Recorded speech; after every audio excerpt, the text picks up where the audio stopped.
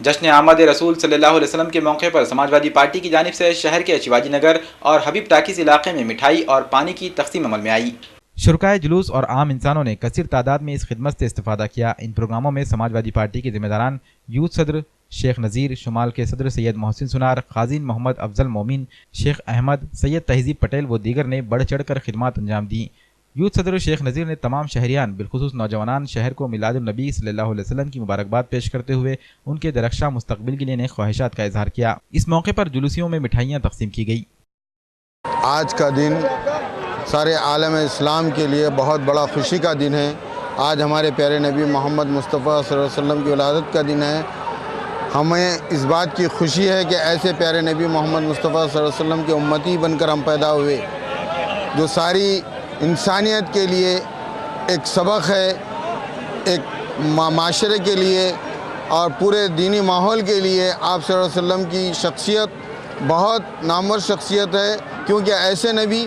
اور کسی قوم کے لیے نہیں اتارے گئے۔ یہ ہماری خوش نصیبی ہے کہ ہم پیارے نبی محمد مصطفیٰ صلی اللہ علیہ وسلم کی ولادت کے دن آج شیواجی نگر اور یہاں حبیب ٹاکیز کے پاس سماجوادی پارٹی کی جانب سے لڈو اور پانی کی تقسیم کی گئی تمام آنے والے زائرین کے لیے۔ آج سرکار دو عالم محمد مصطفیٰ صلی اللہ علیہ وسلم کی آمد پر میں سماجوادی پارٹی کے یوتھ پریسیڈنٹ کے ناطے ساری ٹیم کی طرف سے آپ سبھی مسلمان بھائیوں کو دل کی گہرائیوں سے مبارکباد دیتا ہوں، اور اللہ تعالیٰ سے دعا کرتا ہوں کہ آنے والے سال میں اس وطن میں سارے لوگ، چاہے ہندو ہو، مسلم ہو، چاہے کوئی بھی سماج کے ہو،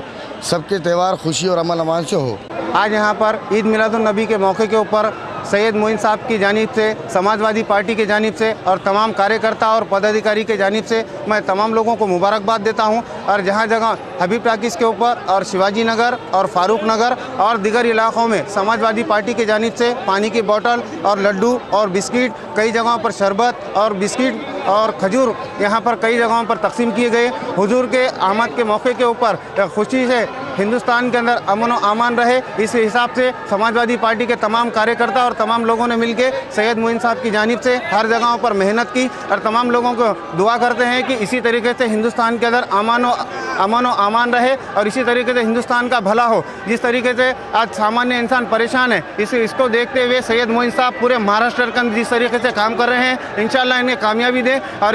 تمام لوگوں سے میں اپیل کرتا ہوں کہ سید معین صاحب کے ہاتھ مضبوط کریں۔